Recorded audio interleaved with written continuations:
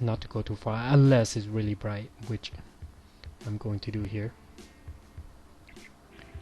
But still, it's still not as bright as where you want to establish here. But if it's white, then by all means do white, but then you have to add the background color or the atmosphere color onto the thing. So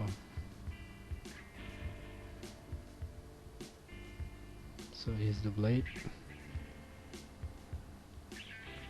See, it's get darker as it go down because the atmosphere kind of cover it up.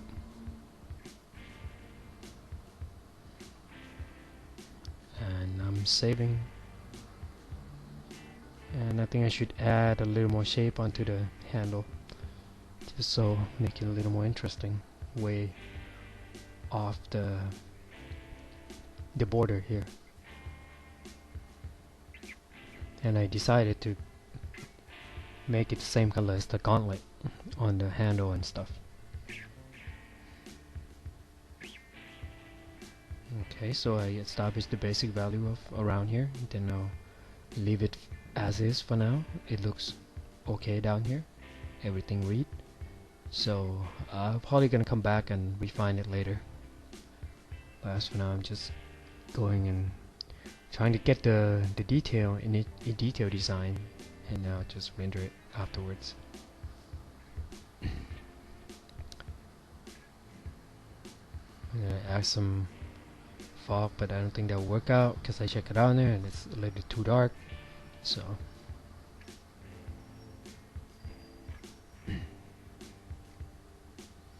okay, so we leave that part, and now I'm going up and trying to work the other part.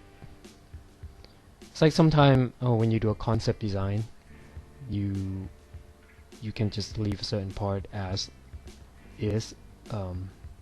If it's read, then it's good enough, or you can take it further if you want to. But if the audience know what it is, then you know somebody can take it and build a model off of it, then it should be good. But it's better to, you know, flesh out and your design and make it more readable. So now I'm going in and refine the stylized hair.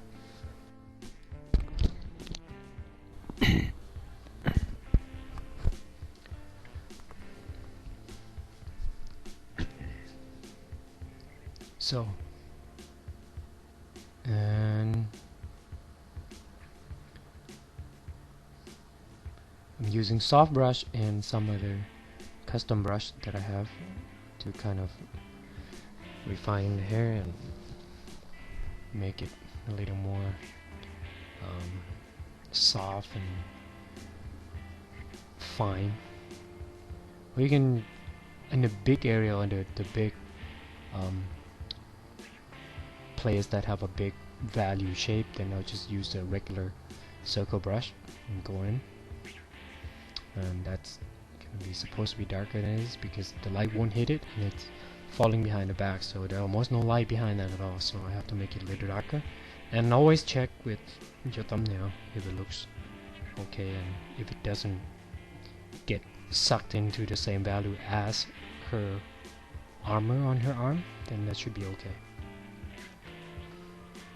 So now work on the hair, adding some more fine hair here and there, using a small side brush.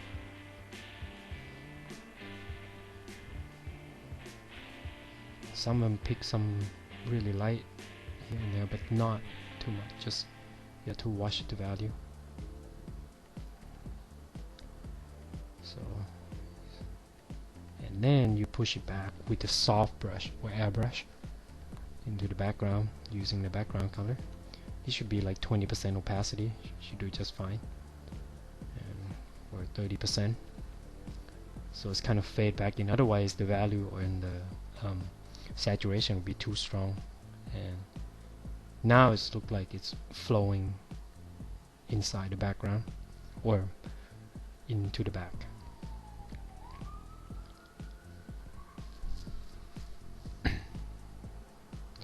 So now I'm gonna go and refine the shape of her legs armor a little bit, and refining the skirt.